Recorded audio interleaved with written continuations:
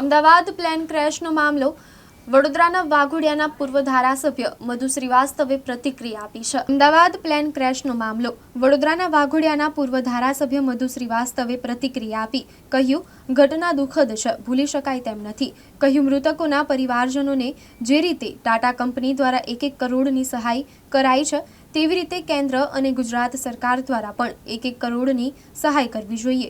સાથે મૃતકોના પરિવાર પૈકી એકને સરકારી નોકરી આપે તેવી માંગ કરી છે।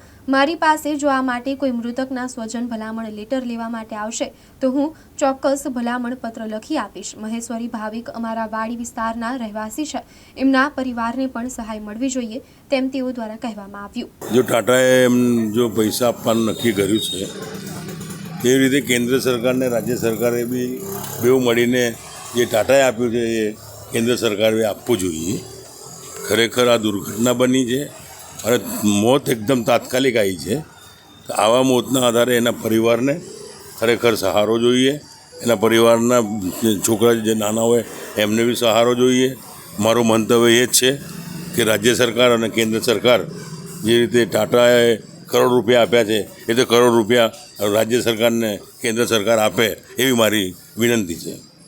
સરકારી નોકરી કેવું કંઈક મળવી જોઈએ, કારણ કે ઘણા લોકો એવા છે કે બચારા બહુ જ કફોડી હાલતમાં છે। જે જેન્ટ્સ મર્યા હશે એમના લેડીઝોને સરકારી નોકરી મળે એ મારી ભલામણ છે ને મારી પાસે આવશે તો હું લેટર પેડ પર લખીને બી આપીશ કે ખરેખર અમને રોજીરોટીની જરૂર છે અને સરકારી નોકરી મળવી જ જોઈએ। કેમ કે આ દુર્ઘટના બની છે, આ પહેલી વખત બની છે આખા ગુજરાતના અંદર। આ પહેલી વખત આટલી મોટી દુર્ઘટના બની છે, ખરેખર બહુ જ દુઃખના કારણ છે। અને જે પરિવારો ગયા છે એમના પરિવારના લોકોને, જે લોકોની જાનહાનિ થઈ છે એ લોકોના પરિવારને શાંતિ મળે અને સર્વ સુખી મળે એવું મારી પ્રાર્થના છે। અમારી બાજુની સોસાયટીમાં જ રહે છે, મધુકુંજ સોસાયટીમાં મહેશ્વરી છે, એમની બી જાનહાનિ થઈ છે દુર્ઘટનાના અંદર। બહુ દુઃખની લાગણી છે, એમના પરિવારને બી ખરેખર બધાનું સહકાર મળે અને શાંતિ થાય એવી પ્રભુને હું પ્રાર્થના કરું છું। એમને બી ખરેખર મળવું જોઈએ। એમનું કંઈક સાંભળ્યું છે કે અઠવાડિયા પહેલાં એમને લવ મેરેજ કે લગ્ન થયું હતું એવું સાંભળ્યું છે।